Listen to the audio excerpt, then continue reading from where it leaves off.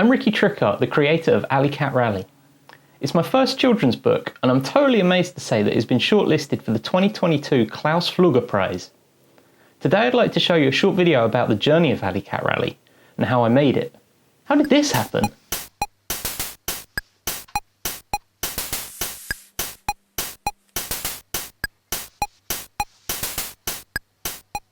Washing machines have been a thing in my artwork since before Instagram existed, and posting my illustrations on the earlier photo sharing network Flickr led me to discover a group of people collecting photos of cats in washing machines.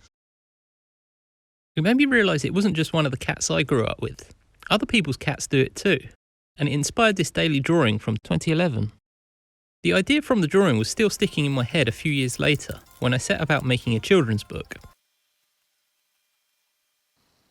I had no idea what I was doing making a book. All I had as a reference were a couple of favourite kids' books I'd kept on my shelves, and my silly idea. So I began trying to panel out a story. I didn't even finish this page before I decided if I was going to do this properly, I should work in a sketchbook instead of loose sheets of the worst kind of printer paper. This sketchbook holds the first few versions of Alley Cat Rally as I built it into a story. I had a crazy notion at this stage to do the whole book in black and orange only, so that's what I did. Once I had my ideas storyboarded, I redraw it all at full size before I brought it into the computer to tidy up and lay out into a book. I was really proud of myself for having made a story, so I indulged in getting a copy printed while I did the unrewarding work of sending it out to as many publishers as I could think of. Flying Eye not only replied to me, but they gave me a ton of great feedback too, which was remarkably kind of them. Unfortunately though, it took me a couple of years of being an artist before I really got on board with the feedback they gave me. But eventually I reworked the story and made a new version. I adapted my ideas into an even more rudimentary storyboard and introduced a handful of new illustrations and a more adventurous page design. I eventually felt even more proud of it than my first version, so I got another copy printed. I put photos of this printed book on my website, which ended up being the right thing to do because it wasn't until I was pitching them a completely different book idea that a different person at Flying Eye asked what the kids' book on my website was. I realised that it's not often that one gets second chances, so I didn't indulge myself in as much time being an artist and got straight to work.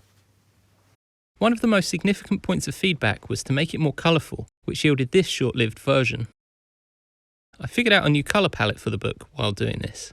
I wanted to keep it feeling like it was happening in the small hours before humans would be awake, and thought the colour selection helped make it feel like early morning. The other feedback I got was to add more detail to everything. My sketchbook was full at this point anyway, so I decided it would be easier to iterate and improve things if I just moved the whole project into the computer, and I began working on a whole new version.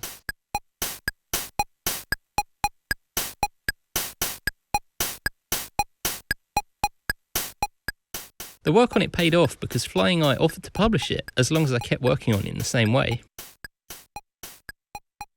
I love finishing projects though, so in the months that followed I reworked all of the other illustrations in the same way. The editorial process was productive, but I had to fight more of those terrible artist's instincts and allow them to help me refine the story to get it ready for the public. A few more illustrations were dropped and added, but we got there in the end and it went off to print. A few weeks later, a very heavy surprise package showed up on my doorstep, my own author advance copies. And that's how Alley Cat Rally happened.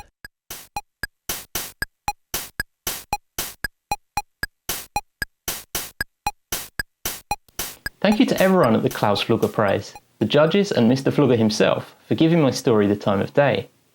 It's such a shock to be considered one of the best newcomers to children's illustration in the past year, and it motivates me to make more stuff. And of course, thank you to everyone at Flying Eye Books who believed in my book to begin with. Thanks for watching this video.